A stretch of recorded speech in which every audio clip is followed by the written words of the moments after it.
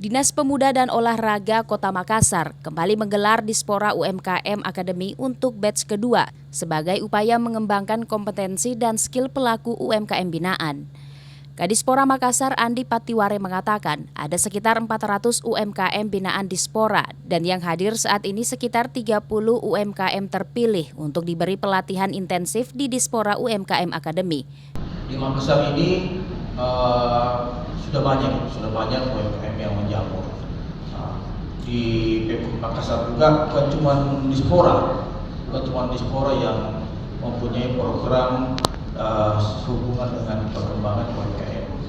Dispora sendiri tadi adik-adik dan teman-teman sudah mendengarkan bahwasanya yang menjadi binaan itu sebanyak 400. Ya, cuma untuk kali ini sesuai laporan daripada kabin kami setelah diseleksi itu ada 30 yang akan mengikuti kurang lebih 6 hari ya Pak Kabin, ya 6 hari. Tak tanggung-tanggung, pihaknya menggandeng Kala Institute Learning Development yang sudah pengalaman dalam hal training di semua lini usaha Kala Group. Ia juga berharap dengan adanya pelatihan ini dapat menjadikan UMKM binaan Dispora dapat naik kelas. Ical Syahrir, Fajar TV dan Fajar Radio melaporkan.